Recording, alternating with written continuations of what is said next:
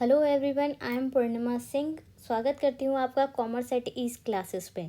तो गाइस, कल हमने किया था चैप्टर 1 मैक्रो इकोनॉमिक्स का इंट्रोडक्शन। आज हम करने वाले हैं chapter 2 some basic concepts of macroeconomics. तो यहाँ पर आप देख रहे होंगे, यहाँ पार्ट 1 लिखा है, क्योंकि मैक्रो इकोनॉमिक्स के जो कॉन्सेप्ट हैं वो आज मैं आपको आधे करा दूँगी, आधे पार्ट 2 में देखेंगे आप। ठीक है, तो पार्ट 2 भी देखना ना भूलें। तो फ्रेंड्स, स्टार्ट करते हैं हम आज के टॉपिक्स के साथ जो इस वीडियोस में हम कवर करने वाले हैं। तो आज हम पढ़ेंगे stock and flow concept. Stock and flow का कॉन्सेप्ट पढ़ेंगे आज हम। और आज हम पढ़ेंगे क्लासिफिकेशन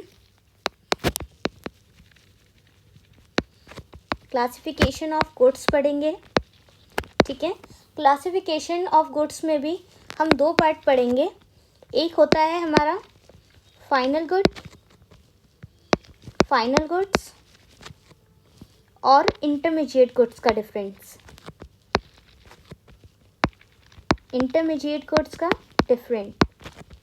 डिफरेंस। और दूसरा हम पढ़ेंगे कंजप्शन गुड्स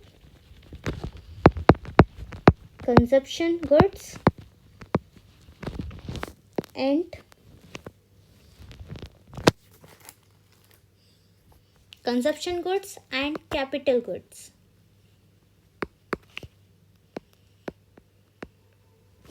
क्लियर है? तो आज हम ये दोनों कॉन्सेप्ट पढ़ने वाले हैं, stock and flow concept and classification of goods, जिसमें हम पढ़ेंगे फाइनल गुड्स, इंटरमीडिएट गुड्स और consumption goods and capital goods. इन दोनों का डिफरेंस पढ़ेंगे। ठीक है, तो आगे चलते हैं हम। तो ये है हमारा स्टॉक एंड फ्लो का कॉन्सेप्ट। इसमें हम डिफरेंस देखेंगे कि स्टॉक क्या होता है और फ्लो क्या होता है। तो गाइस, आप खुद सोचिए, स्टॉक एंड फ्लो से आप क्या समझते हैं? स्टॉक यानी जो पर्टिकुलर चीज़ हमारे पास एक जगह रखी हुई है, वो स्टॉक हो गया। फ्लो जो कॉन्टीन्यूसली चले जा रहा है, लाइक रिवर है, बहे जा रहा है ना, तो फ्लो हो गया। तो स्टॉक एंड फ्लो अगर बेसिक सेंस में बात करें तो स्टॉक एंड फ्लो ये है। ठीक है, अब हम इसका डिफरेंस देख लेते हैं। Quantity of an economic variable measured at a particular point of time. जो पर्टिकुलर पॉइंट ऑफ टाइम को रिप्रेजेंट करता है वो स्टॉक कॉन्सेप्ट हुआ। ठीक है, और quantity of an economic variable measured during a period of time, और जो लॉन्ग टाइम के लिए कॉन्टिन्यूस चल रहा है वो during a period of time हो गया। ठीक है, stock concept at a point of time और flow concept during a period of time.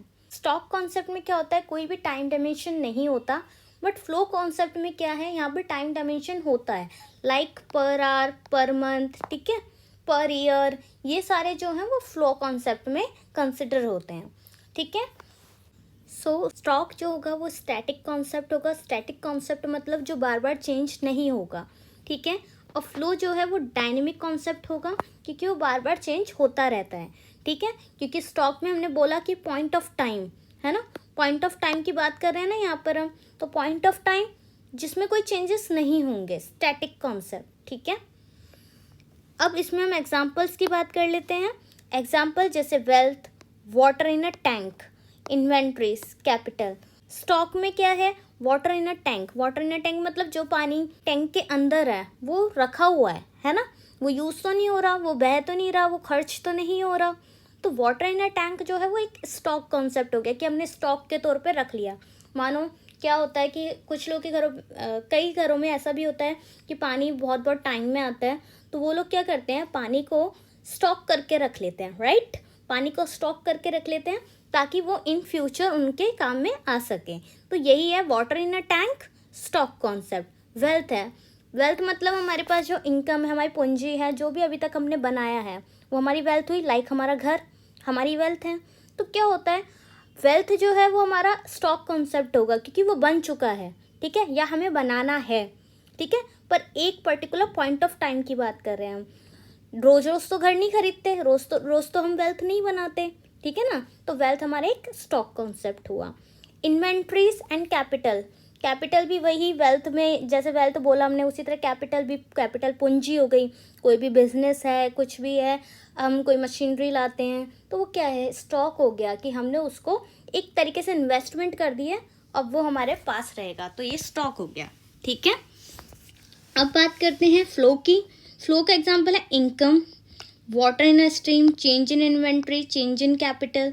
ठीक है, फ्लो के एग्जांपल्स हमारे इनकम। इनकम क्यों हुआ, इनकम इसलिए हुआ क्योंकि अगर मानो आज मेरे पास 100 रुपये हैं तो उन 100 रुपये में से मैं कुछ तो खर्च करूँगी ना। मानो 50 रुपये का मैंने कुछ ले लिया, 10 रुपये का मैंने कुछ ले लिया, ठीक है, इसी तरह 40 रुपीज़ का मैंने कुछ सामान खरीद लिया, तो ये 100 रुपये खर्च तो होंगे ना कहीं। तो इनकम जो है वो फ्लो कॉन्सेप्ट हुआ। क्लियर है, ये क्या थी हमारी इनकम। इनकम जो है वो फ्लो कॉन्सेप्ट है। क्लियर है ये, ठीक है। तो ये हुआ डिफरेंस स्टॉक और फ्लो में। अब हम आगे चलते हैं, एक डायग्राम के थ्रू हम समझेंगे स्टॉक और फ्लो क्या है। तो ये फिगर आपको दिख रही होगी, इसमें हमारे को फ्लो लिखा है, स्टॉक लिखा है एंड फ्लो लिखा है। ठीक है, डिपॉजिट किए हमने 2000 रुपये हर महीने। ठीक है, पहले तो ये 2000 रुपये हमारे पास ही है ना, तो ये फ्लो है क्योंकि हम यहाँ पर जाके आगे जाके कुछ खर्च ही कर रहे हैं ना, कुछ काम ही कर रहे हैं ना इससे, तो ये फ्लो हुआ। यहाँ से यहाँ तक जब जा रहा है तो वो हो गया हमारा फ्लो। ठीक है, अब ये हमने पहुँचा दिया बैंक में, हर महीने 2000 रुपये, हर महीने 2000 रुपये, ऐसे 2-2 हज़ार करके हमने पैसे 2-2 हज़ार करके हमने 20,000 सेविंग अकाउंट में जमा कर दिया। तो ये क्या हो गया, बैंक में हमारा पैसा स्टॉक हो गया, यानी इकट्ठा हो गया एक जगह। ठीक है, रुका हुआ है यहाँ पर हमारा पैसा। फिर दोबारा से जब हम बैंक से विड्रॉल करा लेते हैं अमाउंट को, तो विड्रॉल कराने के बाद क्या हो गया, ये फिर से इकोनॉमी में फ्लो के तौर पे आ गया। फिर से इससे क्या होगा, हम ट्रांजैक्शंस करना शुरू कर देंगे। अब 1000 रुपये मैंने हर महीने निकाले, विड्रॉ कराए बैंक से, बैंक में तो रखा हुआ था पहले पैसा, है ना, स्टॉक के तौर पे बैंक में पैसा रखा हुआ था, बट अब हमने विड्रॉ करवा लिए हैं, तो अब हम क्या करेंगे, उन्हें खर्च करना शुरू कर देंगे। तो इकोनॉमी में क्या होगा, इकोनॉमी में ट्रांजैक्शन शुरू हो जाएगी। हम कुछ ना कुछ खरीदारी करेंगे, मशीन खरीदेंगे या ट्रांसपोर्ट, यानी हमने स्कूटी खरीद ली, कुछ भी खरीद लिया। अगर मतलब मोटा अमाउंट निकालते हैं, मानो 50,000 रुपये, 1,00,000 रुपये, है ना, 1,00,000 निकाले, तो ऑब्वियसली हम कुछ ना कुछ खरीदेंगे, स्कूटी खरीदने वाले हैं तभी तो विड्रॉल कराने के बाद इकोनॉमी में क्या होता है, फ्लो शुरू हो जाता है, पैसे का फ्लो शुरू हो गया। ठीक है, तो मैं आपको एक और एग्जांपल के थ्रू समझा देती हूँ, क्योंकि हर बुक्स में यही डायग्राम बना होता है जो आप टैप का और ग्लास का देख रहे हैं, तो इसी डायग्राम के थ्रू लोग बेसिकली मैक्सिमम ये इसी से समझाते हैं। तो मैं भी आपको एक बार इससे क्लियर कर देती हूँ।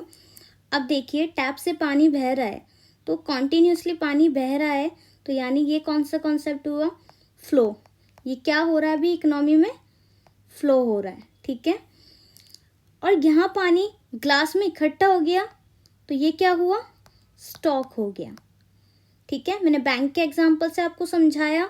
बैंक में क्या हो रहा था, पहले हमारे पास पैसा था तो हमने उसे खर्च किया, कहाँ पर ले गए हम, बैंक के पास।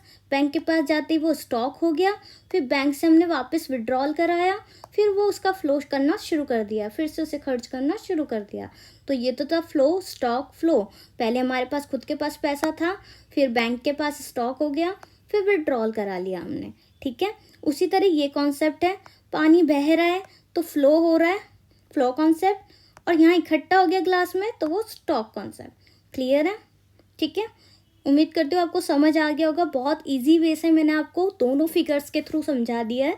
ठीक है, तो स्टॉक और फ्लो आपको कॉन्सेप्ट क्लियर हो गया होगा। ठीक है, अब मैं आपसे कुछ क्वेश्चंस कर लेती हूँ, इन क्वेश्चंस के थ्रू आपको भी क्लियर हो जाएगा कि आपको कितना समझ आ गया है।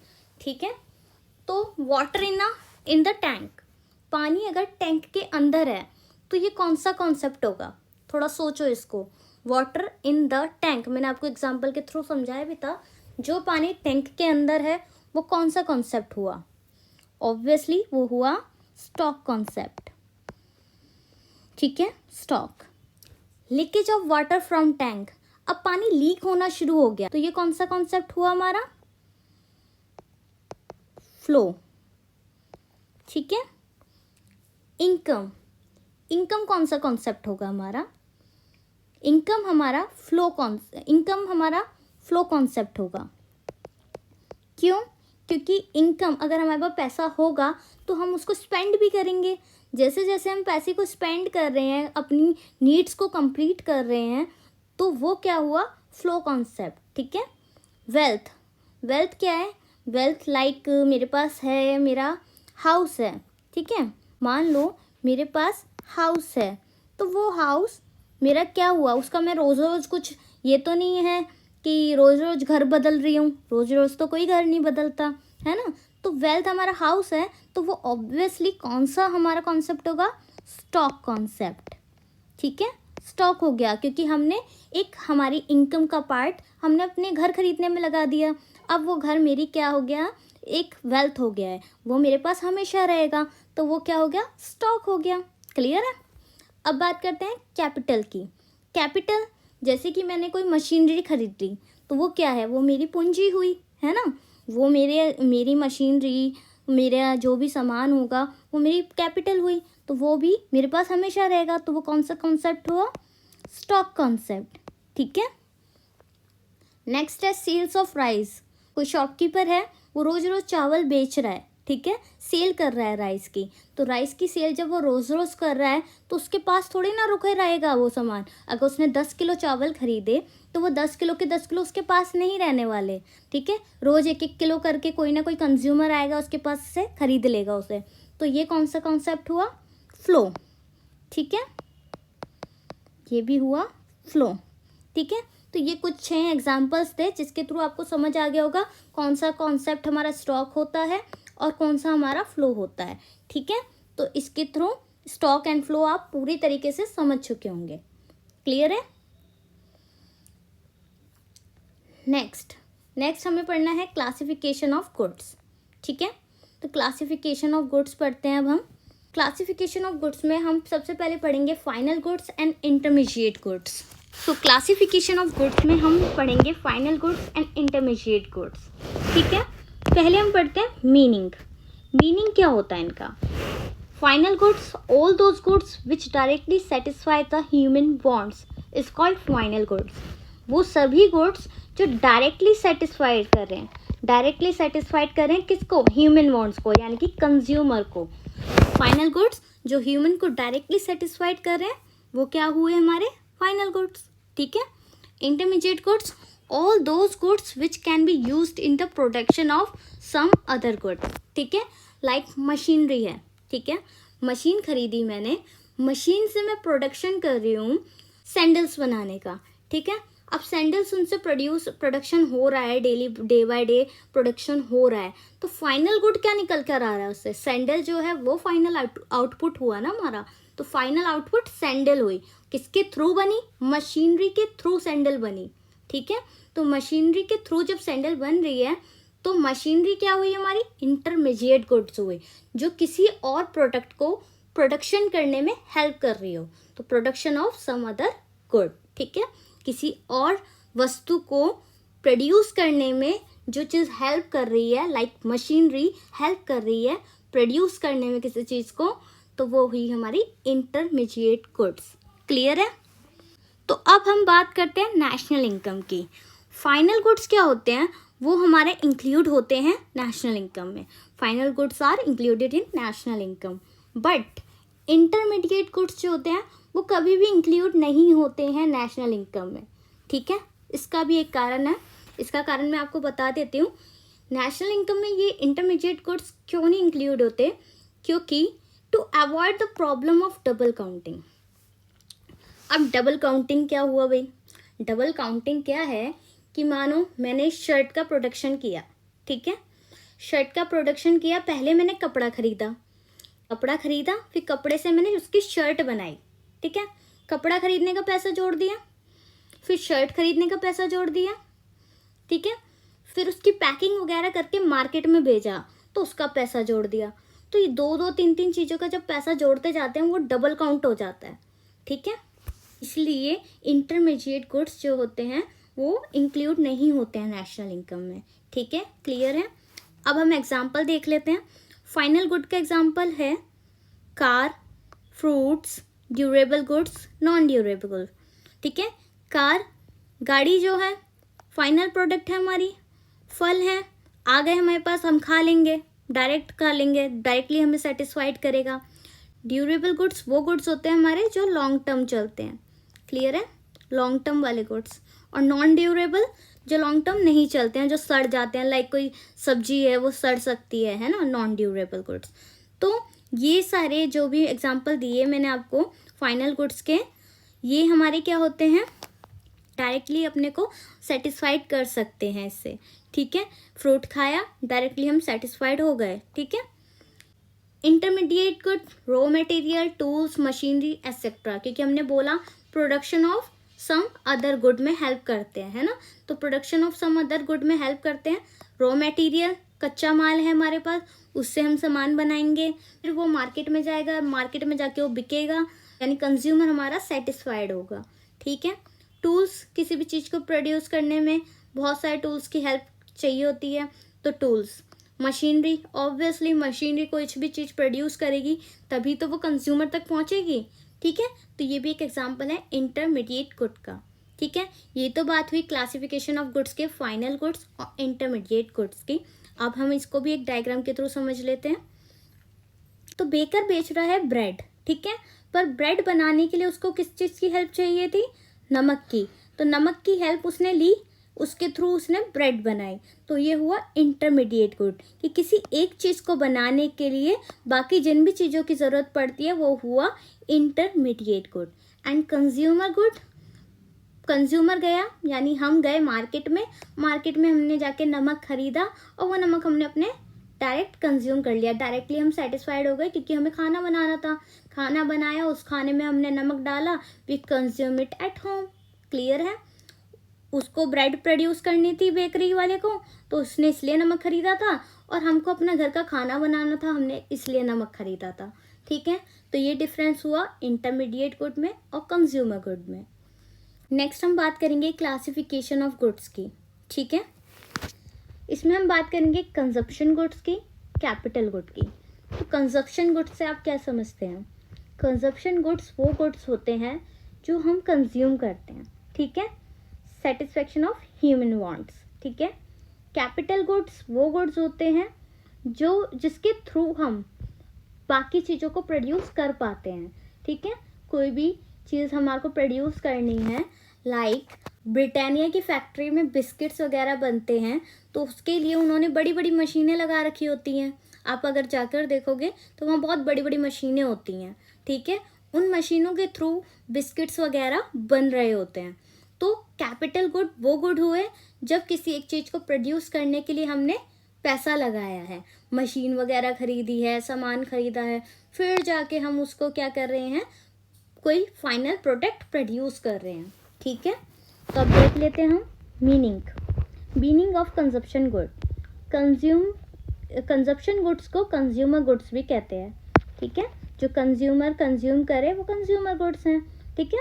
Consumer goods are those goods which are directly used for the satisfaction of human wants.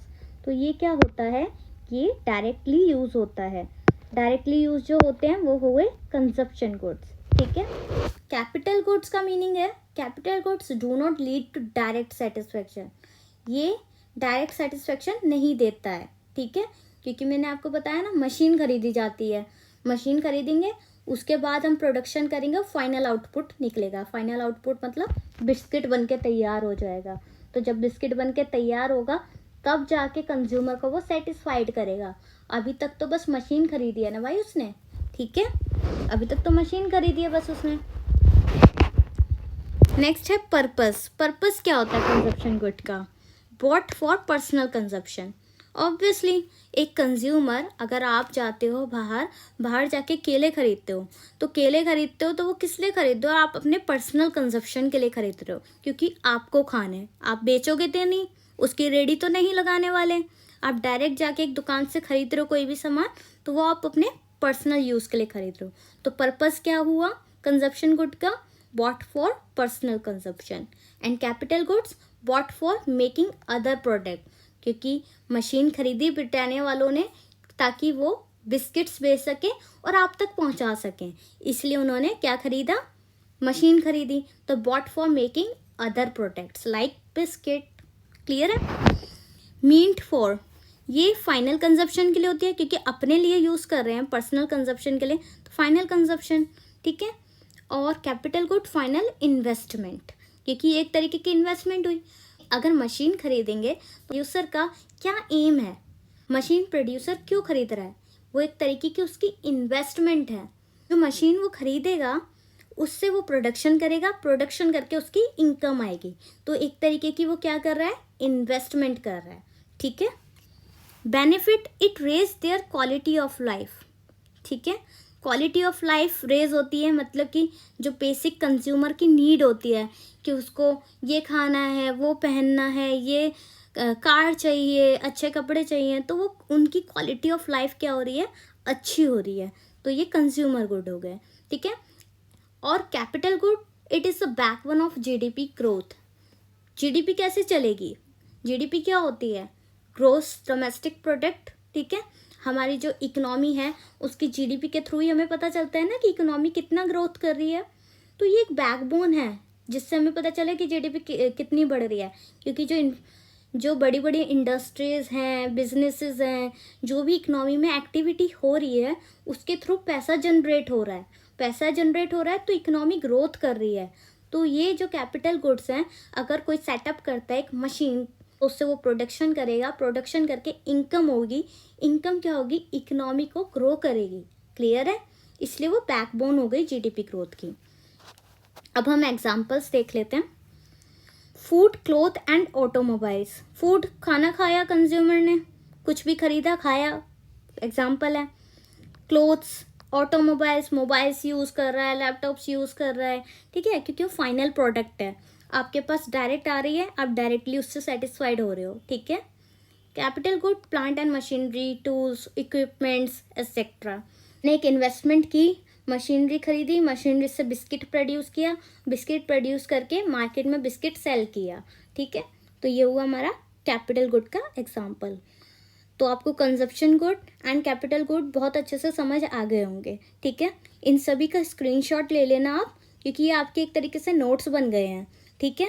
ये आपको बहुत हेल्प करेंगे, जब एग्जाम्स में आप एक बार देखेंगे इनको तो आपको ईजिली समझ आ जाएगा कि ये सारी क्लासिफिकेशन ऑफ गुड्स में क्या क्या हमने पढ़ा था, क्या क्या पॉइंट्स हमें लिख के आने हैं। At the time of exam मैं आपको सब कुछ इन शॉर्ट बताऊंगी भी कि किस तरीके से आपको एग्ज़ाम को टैकल करना है। ठीक है। कौन सी ट्रिक्स यूज़ करनी है, अगर आपको क्वेश्चन का आंसर नहीं भी आ रहा है, किस तरीके से आपको उसके क्वेश्चन के आंसर लिखने हैं, वो सब मैं आपको बताऊंगी आने वाली वीडियोस में। ठीक है। अभी आप सभी कॉन्सेप्ट्स को प्रॉपरली ध्यान से करिए। ठीक है। नेक्स्ट हम चलते हैं डायग्राम की तरफ। ये है कैपिटल गुड और कंज्यूमर गुड का डायग्राम बोल लो या डिफरेंस बोल लो। ठीक है। तो कैपिटल गुड का क्रेन, क्रेन क्या है, वो हेल्प करेगी किसी भी काम में। ठीक है। बड़े बड़े सामान को उठा के इंडस्ट्रीज़ के इधर से उधर करती है ना, तो क्रेन एक दूसरी चीज़ों को प्रोड्यूस करने के लिए हेल्पफुल हो गई है। ठीक है। वो हुआ capital good. Smartphone, consumer good, कि डायरेक्टली हम सेटिस्फाइड हो रहे हैं स्मार्टफोन से, क्रेन से तो नहीं हो रहे हैं ना सेटिस्फाइड, क्रेन से तो हमारा कोई फ़ायदा नहीं हो रहा, क्योंकि उससे जो चीज़ बनेगी, बिल्डिंग बनेगी ना उससे, क्रेन से, क्रेन के हेल्प के थ्रू बिल्डिंग बनेगी, तो उससे जो चीज़ होगी फाइनल बिल्डिंग बनेगी, हम उसमें रहेंगे तब हम सेटिस्फाइड होंगे। तो क्रेन हमारे लिए इस तरीके से बेनिफिशियल रहेगी। और स्मार्टफोन डायरेक्टली सेटिस्फाइड कर रहा है, हमने ख़रीदा और हम यूज़ कर रहे हैं। ठीक है।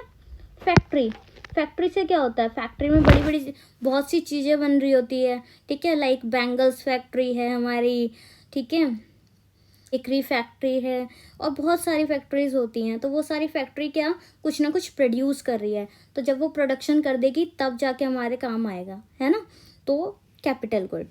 पिज़्ज़ा, डायरेक्टली आपने बाज़ार से ख़रीदा, खा लिया, कंज्यूम कर लिया, डायरेक्टली सेटिस्फाइड हो गए। रेस्टोरेंट, पिज़्ज़ा ओवन, वो हमारे तो किसी काम का नहीं है, हमारे काम का क्या है, हमारे काम का तो पिज़्ज़ा है भाई, हम पिज़्ज़ा खाएंगे। ठीक है। पिज़्ज़ा ओवन का हमें क्या करना है भाई, जो भी प्रोडक्शन कर रहा है उसके काम का ही है जो पिज़्ज़ा बनाएगा। ठीक है। होम किचन ओवन, ये हमारे काम का है, क्योंकि हमें घर में खाना गर्म करना है तो हम डायरेक्टली जाएंगे अपने किचन में और ओवन में गर्म करेंगे और खा लेंगे। ठीक है। तो ये हुआ capital good and consumer good. I hope आपको ये सारे डिफरेंसेस जो भी मैंने कराए वो समझ आए होंगे। ठीक है, तो आप इन सभी डिफरेंसेस को एक एक बार स्क्रीनशॉट ले लीजिएगा, फिर इनके नोट्स प्रिपेयर कर लीजिएगा। ये आपके लिए एग्ज़ाम के टाइम में बहुत हेल्पफुल रहेगा, फिर क्लियर रहेगा सब कुछ क्या टॉपिक्स थे, और आने वाले जो भी क्लासेस होंगे उन सब में भी हम टॉपिक्स को इसी तरीके से क्लियर करेंगे इजी वे में, ताकि इजीली आपके माइंड में चला जाए कि बेसिकली है क्या ये सब। ठीक है, जब एक बार क्लियर हो जाता है ना तो क्या होता है कि आपको ईजिली समझ आने लग जाता है सब कुछ। ठीक है, हम इकोनॉमी को ऐसे ही पढ़ेंगे ताकि आपको ईजिली सब कुछ ग्रैब हो जाए। ठीक है, तो आने वाली क्लासेस का आपको लिंक मिलता रहे, उसके लिए आप सब्सक्राइब कर दीजिए चैनल को, और वीडियो को लाइक करना अगर समझ आया हो, आपको पसंद आई हो वीडियो। ठीक है, thanks for watching this video, stay tuned with us, thank you so much.